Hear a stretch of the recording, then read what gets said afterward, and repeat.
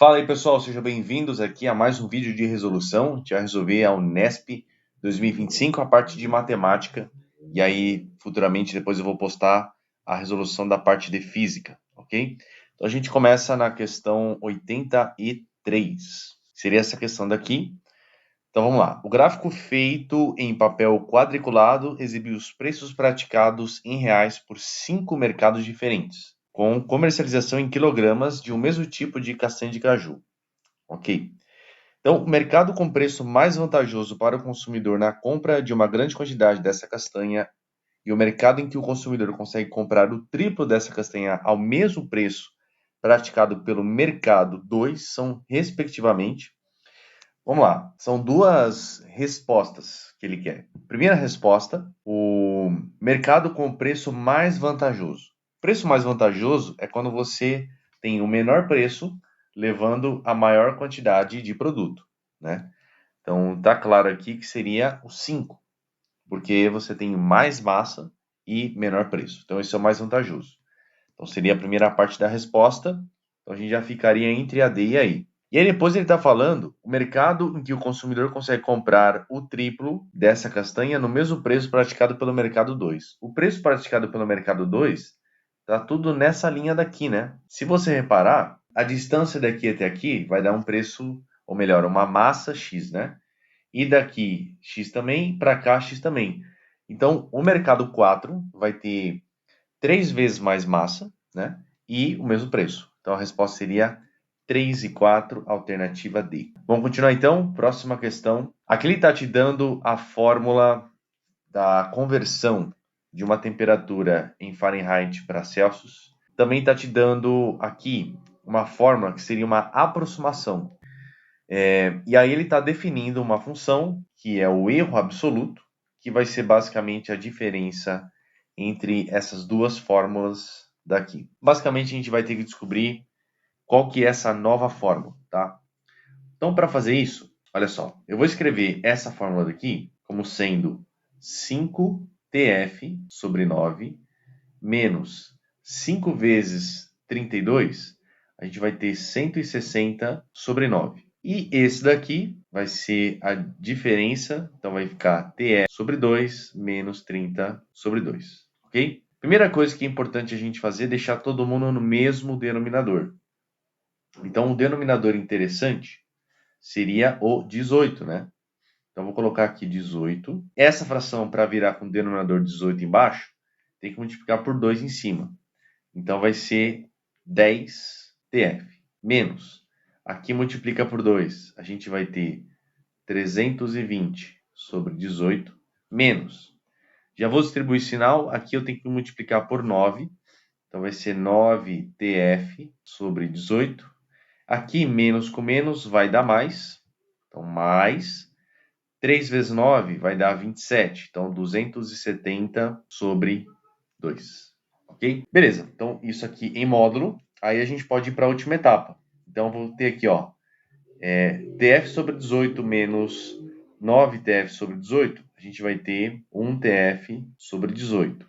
E aqui, menos 320 mais 270 vai dar menos 50. Aqui eu coloquei, misturado aqui os denominadores. Foi mal, gente. Aqui é tudo 18, tá? Então aqui vai dar menos 50 sobre 18. Isso tudo em módulo.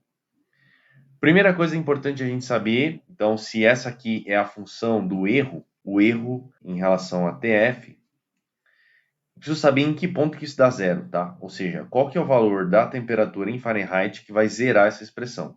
Como elas estão no mesmo denominador, obviamente, quando o t for 50, isso aqui vai ser zero, né?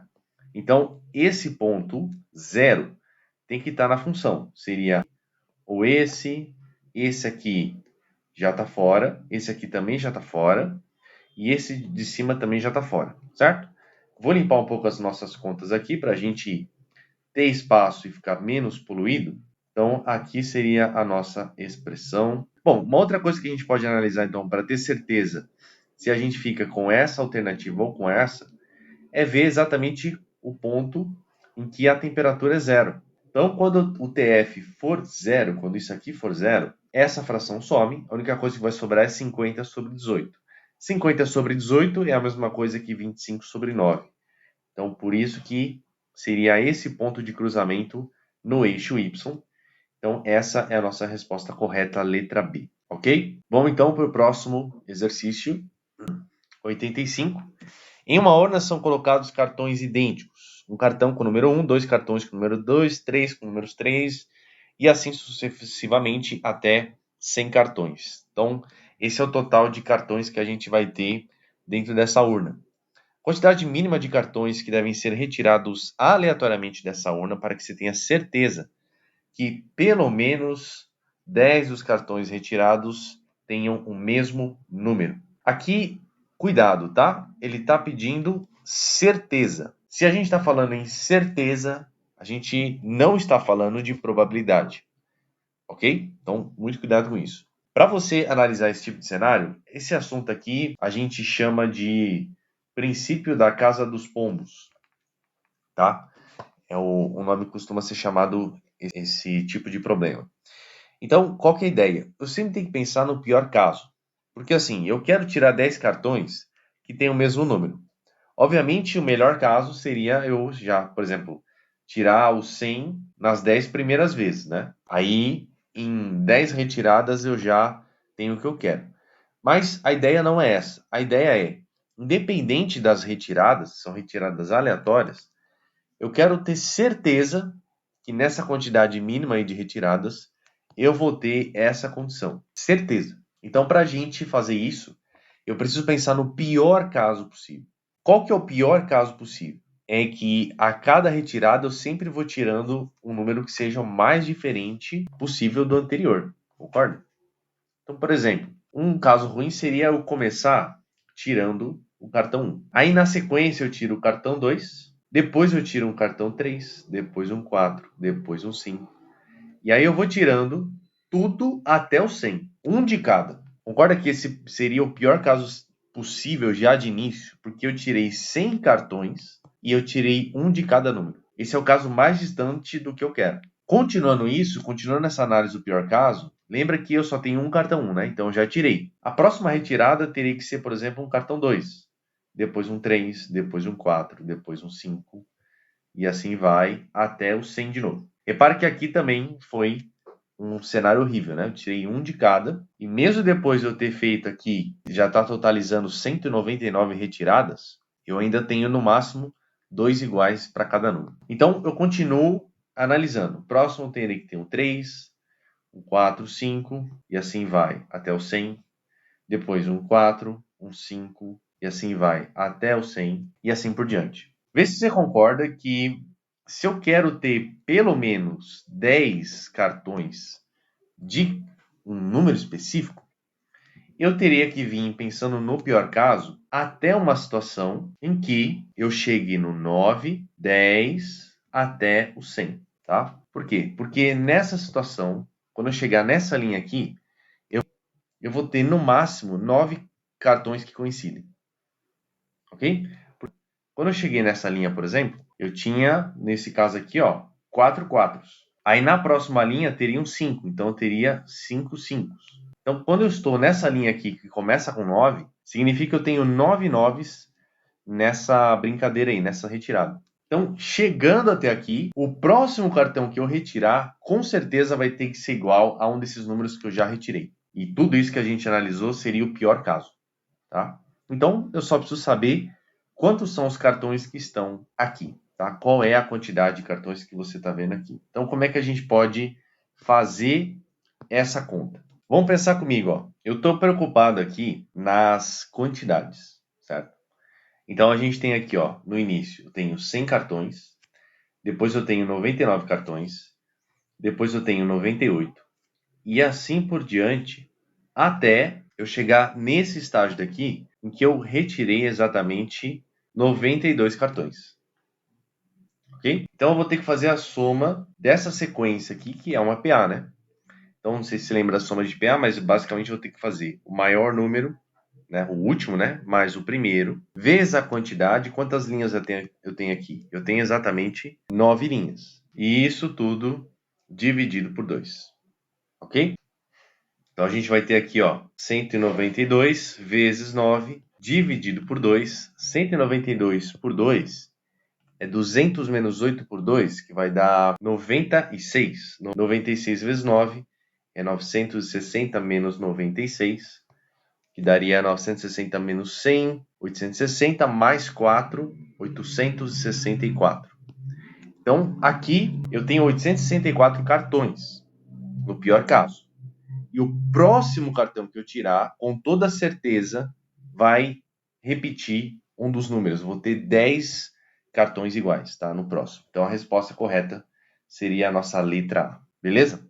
Questãozinha um pouco mais complicada, mas ainda assim uma questão interessante. Próxima questão, 86. A figura indica as medidas de 3 ângulos internos do pentágono convexo UNESP, além da medida do seu ângulo interno NUP, indicada por X, que é isso aqui. A partir desse pentágono, foram traçados semi-retas PU e EN, que se intersectam no ponto V, que é o desenho que você já está vendo. Sabendo-se que o V, que é esse cara, e o N, que é esse cara, são congruentes, qual que é o valor de X? Pensa comigo, ó. Esse ângulo, vou chamar de alfa. Com esse ângulo, pelo teorema do ângulo externo, a soma deles tem que dar o x. Professor, mas por quê? Você pode pensar assim, ó. Esse ângulo aqui seria 180 menos 2α, porque a soma dos ângulos de um triângulo dá 180. Só que ele também é 180 menos x. Então, por isso que o x é a mesma coisa que 2α, tá? Então, se o x é a mesma coisa que 2α, significa que cada alfa é metade do x. Então, eu vou substituir aqui por x sobre 2, x sobre 2. Ok? Beleza. Então, o que a gente pode pensar agora? Eu posso pensar nesse sólido aqui que eu vou desenhar para vocês, ó. De U até P, de P até S, de S até E e de E até V. Que sólido não, né? Falei errado. Que polígono é esse? É um polígono que tem 4 lados. É um quadrilátero. Se é um quadrilátero, eu sei que a soma dos ângulos de um quadrilátero é 360. E aí a soma dos ângulos eu vou ter esse x sobre 2, mais 102, mais 120, mais 76. Beleza? Então a gente tem aqui, ó, x sobre 2. Aqui eu vou ter 222 mais 76 vai dar 298, que é igual a 360. 360 menos 298 vai dar 62. Então, nosso x é igual a 124 graus. Essa é a nossa resposta, letra maravilha. Próxima, questão de geometria analítica. A figura indica dois quadrados ABCD e AEFG no plano cartesiano de eixos ortogonais. Os pontos 0,1 e PXY são pontos comuns aos dois quadrados, e os vértices B e E têm coordenadas 6, 0 e 2 e 0, respectivamente. Nessas condições, a ordenada de P é... Ele quer saber qual que é a altura Y aqui desse ponto P. Bem, o melhor jeito de você resolver essa questão é você calcular a equação dessas duas retas aqui, seria essa, e aí a gente vê a intersecção, tá? Então eu vou começar aqui, ó, calculando a reta AD. A gente tem y igual ao coeficiente angular. O coeficiente angular dessa reta AD, ó, lembra que o coeficiente angular é a variação do y pela variação do x, né? Então, coeficiente angular, variação do y pela variação do x. Quanto que o y varia aqui, ó? O y variou do A até o D 1, 2, 3, 4, 5, 6 quadrados, né? Enquanto o x só variou 1. E é uma reta crescente. Então, o coeficiente angular aqui vai ser o próprio 6. Dessa reta é o 6. E qual que é o ponto que ela cruza? Lembra que aqui a gente tem um Bzinho? Esse Bzinho diz o ponto que cruza o eixo y, que no caso é o próprio 1. Então, 6x mais 1 é a equação dessa reta AD. Ok, agora vamos ver a equação da reta GF, ou FG.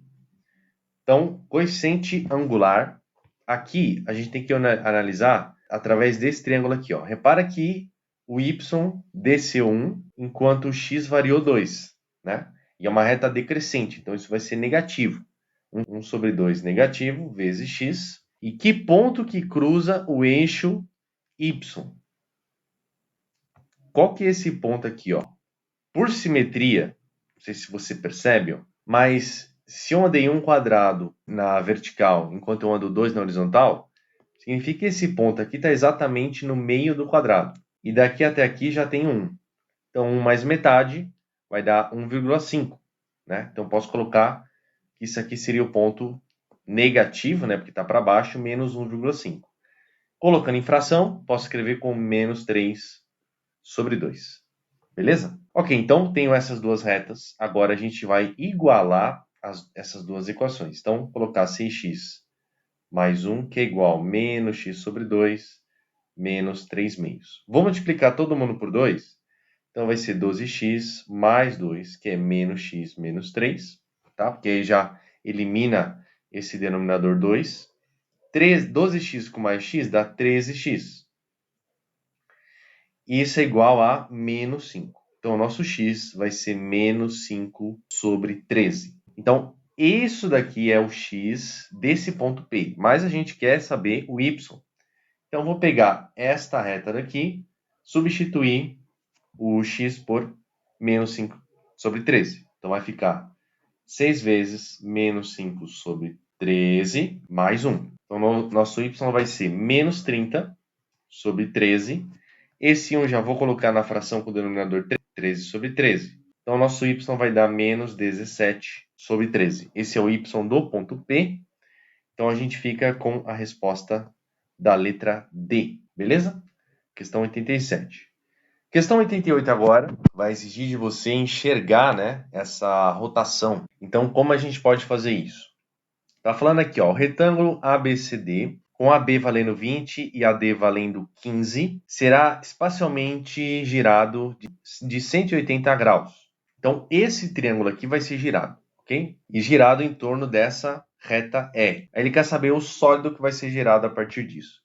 O que confunde nesse tipo de problema é porque você vai girar esse ponto A, ele vai vir para o outro lado aqui e ficaria fora, né? Não tem esse ponto A na figura. E esse ponto C também, quando você girar, ele vai vir aqui para o outro lado, vai dar algo mais ou menos assim. O que seria ideal aqui para você enxergar essa rotação, tá? E facilitar a sua vida? É você desenhar também um triângulo, esse triângulo aqui espelhado para o outro lado. Então ele vai ficar algo mais ou menos assim, ó, tá? Então a gente vai considerar isso daqui e isso daqui, ok? Você pode ignorar essa parte aqui que sobrou. Então, quando eu faço a rotação, fica mais fácil perceber que ao girar esse sólido, eu vou formar o que seria dois cones. Um cone na parte de cima, isso aqui, e um outro cone na parte de baixo, tá? Que seria esse cone daqui. Tudo bem? Então, essa é a ideia. Eu vou formar dois cones, como se fosse um balão. E aí, para eu descobrir esse raio que esses cones vão girar, eu vou precisar disso daqui, ó. Dessa distância perpendicular até a reta E. Muito bem, então como que a gente pode fazer isso? Primeiro, tem que fazer Pitágoras para descobrir a hipotenusa BD, que vai dar um total de 25, porque isso aqui é um triângulo 3, 4, 5. Ok, se é 3, 4, 5, eu também posso enxergar que esse ângulo é igual a esse ângulo é igual a esse, né? E faço semelhança de triângulo com esses dois triângulos aqui. Professor, mas eu não posso usar direto relações métricas? Pode usar relações métricas também. É que eu prefiro que você siga um caminho do raciocínio sem precisar ficar lembrando da fórmula, tá? Mas funciona se você fizer por esse esquema. Então, se eu faço a semelhança entre esse triângulo aqui, vou chamar aqui de ponto H, tá? Então, a semelhança entre o triângulo ADH e o triângulo DAB, né? Que é o triângulo grande. Então, vou chamar aqui de X, chamar aqui de Hzinho. Vamos fazer, então, a semelhança. Eu vou falar o seguinte, ó. A hipotenusa do pequeno, que é 15, está para a hipotenusa do grande, que é 25. Assim como esse cateto que o roxo está enxergando é X e o cateto que o roxo enxerga no grande é o 15. Beleza. Então, feito isso, a gente já pode fazer as contas aqui. Então, 5 daqui corta, sobra 3, e aqui fica 5. 5 daqui corta, e aqui em cima fica 3. Então, a gente descobre que o x vale exatamente 9. Tá? X vale 9, obviamente, então, se aqui é 9, esse pedaço aqui vai ser 16. Vou até tirar esse 25 daqui. E aí eu só preciso saber quanto que é esse H, que inclusive eu posso fazer através do Teorema de Pitágoras. De novo, esse triângulo pequeno aqui é um triângulo 3, 4 e 5, tá? Triângulo 3, 4 e 5, se aqui é 3 e aqui é 5, aqui só pode ser 4. Então, 4 vezes 3, 12. Beleza? Então, essa altura 12 seria o raio desses dois cones aí que a gente vai formar quando rotacionar. Então, vamos lá. Volume total vai ser o volume do cone 1 mais o volume do cone 2. Então, esse volume total vai ser... Esse raio vai dar π vezes 12 ao quadrado vezes a altura, que é 9. E isso dividido por 3, porque é um cone. Mais esse cone de baixo. π vezes 12 ao quadrado vezes a altura 16, dividido por 3. Tá? Professora, eu não entendi por que é um cone. Porque, primeiro, como eu falei no começo do exercício, essa parte do triângulo aqui, se você deixar do jeito que ela está, fica um pouco mais difícil de enxergar a figura. Então, o que é ideal? Girar esse cara para cá. Então, você teria exatamente um espelho do que está acontecendo do outro lado. Então, essa figura, como se fosse um balão, quando você gira, vai formar dois cones, um na parte de cima, outro na parte de baixo. Então, por isso que eu estou falando desses cones, tá? Aqui, para facilitar um pouco, gente, o que a gente pode fazer, tá? Repara que toda a parte do cálculo aqui do volume é igual para esses dois cones. A única coisa que muda é esse 9 e esse 16, né? Então, se eu colocasse essa parte em roxo em evidência e somasse, é como se eu tivesse um único cone que aqui fosse a altura 25. Então, eu posso até apagar essa parte. Então, a conta real que a gente tem que fazer seria isso aqui. Então, esse volume vai ter π vezes 12 ao quadrado é 12, vezes 25 sobre 3. Esse 3, cancelar com 12, sobra 4 vezes 25, dá 100. Então, o volume total vai ser 100 vezes 12, dá 1.200. Então, 1.200 π. Essa é a resposta, item B de bola. Ok? Outra questão. Vamos lá. Questão 89. A figura indica o gráfico de uma função logarítmica, sendo P e Q os pontos de intersecção da assíntota e do gráfico com o eixo X. Qual que vocês acham que seria esse ponto aqui, ó? Quando o logaritmo dá zero. Quando que isso aqui dá zero? Isso dá zero quando aqui dentro for 1, né? Então, quando x menos 1 for igual a 1, porque log de 1 é zero. Então, é exatamente quando x vale 2, tá? Então, aqui é o ponto x igual a 2. E essa assíntota é justamente, como a gente pode dizer, a restrição aqui do logaritmo. Não sei se você lembra, mas dentro do logaritmo, sempre tem que ser maior do que zero. Ou seja, o x tem que ser maior do que 1. Se o x tem que ser maior do que 1, ele nunca vai ser 1. Mas ele pode chegar muito próximo disso. Então, essa aqui seria a assíntota onde o x é igual a 1. Tá? Por isso que esse ponto daqui é o ponto x igual a 1. Tudo bem? Bom, ele está falando que esse XMYM é ponto médio do PQ. Então, aqui a gente tem um x que é o ponto médio entre 1 e 2, seria 1,5. Ou, se você preferir em fração, 3 meios. Ok? E ele quer saber, então, qual que seria o YM. Aí, basta eu pegar esse 3 meios e substituir na função do logaritmo. Então, f de meio vai ser o log na base 2 de 3 meios menos 1. 3 meios menos 1, se o 1 assim, a gente considerar como 2 sobre 2, então vai ser o log de meio na base 2. Ou seja, qual que tem que ser o expoente do 2 para resultar em meio? Professor, eu não sei. Então, substituir esse meio aqui por 2 elevado a menos 1. E se você quiser, até pode usar a propriedade de cair o expoente. Então, a resposta vai ser que isso aqui é exatamente menos 1. Tá? Então, está aqui, letra C, resposta da questão 89. Última questão, vamos apagar essa parte aqui para a gente ter espaço. Está dando uma partícula que está se deslocando sobre os lados desse triângulo equilátero de lado 10, partindo do vértice A no sentido horário, conforme a figura. A intensidade da velocidade dessa partícula é de 6 metros por minuto e sempre dobra após a partícula percorrer o lado inteiro do triângulo. Muito bem. Durante o percurso de cada lado do triângulo, ela permanece constante. Nessas condições, considerando os intervalos de tempo de aceleração dessa partícula, ela terá dado 10 voltas completas ao longo do perímetro do triângulo em aproximadamente Primeira coisa, vamos transformar essa velocidade, tá? Porque esses 6 metros por minuto fica um pouco chato de trabalhar quando a gente está pensando em segundos e em centímetro. Então, vamos pegar esses 6 metros por minuto.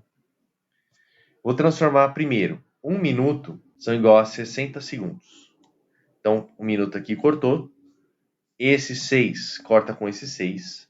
Então, isso aqui é a mesma coisa que 1 sobre 10 metros por segundo. E aí, metro é igual a 100 centímetros. O metro aqui cortou com esse, corta um zero com esse 10 de baixo. A grande verdade é que essa velocidade é 10 centímetros por segundo, ok? Agora pensa comigo. Na primeira vez que ele for rodar, se ele demora 1 segundo para andar 10 centímetros, então aqui vai ser 1 segundo. E se para percorrer aqui a velocidade dele dobra, ou seja, ele vai 2 vezes mais rápido, então ele vai na metade do tempo, que seria meio segundo. E daqui para cá ele vai a 1/4 de segundo. O que está acontecendo com o tempo? 1 segundo, depois meio segundo, depois 1/4 de segundo, depois adivinha, 1/8, 1 sobre 16 e assim por diante. Então eu vou ter que somar todos esses tempos. Se são 30 voltas, como ele está falando, se são 10 voltas, como ele está falando aqui, e cada volta são 3 lados, então seria uma sequência com 30 termos. Mas você tem noção de quão minúsculo vai ser esse último termo aqui? Vai ser 2 elevado a 29. 2 elevado a 29 é um número gigantesco. Então a gente pode considerar que isso aqui é uma PG, obviamente. Eu vou ter que calcular a soma de uma PG, só que é uma soma praticamente infinita. Como se eu fizesse a soma infinita dos termos de uma PG, tá? Porque o último termo é bizarramente pequeno. Então, a fórmula é o primeiro termo, 1 menos a razão. O primeiro termo é 1, a razão é meio. Então, a resposta é que essa soma vai dar exatamente 2. Então, a soma infinita dessa PG, se a gente fosse fazer infinitos termos, seria 2 segundos é o tempo que demoraria para correr infinitos lados. Mas, como não é exatamente infinito, né? De qualquer forma, a gente pode aproximar para 2 segundos. Então, essa seria a resposta. Para você não ter que somar os 30 termos e vai dar um trabalho desnecessário. Ok? Então, era isso. Essa foi a prova da Unesp. Achei uma prova padrão, pelo menos da parte de matemática. Depois a gente vai fazer a resolução de física. Eu quero que você comente aí se ficou alguma dúvida, se tem alguma outra prova que você quer que eu traga a resolução. Enfim, algo que não ficou claro, algo que você queira sugerir, fique à vontade que eu estou sempre de olho nos comentários. Então, por esse vídeo é isso. Beijo no seu cérebro e a gente se vê no próximo.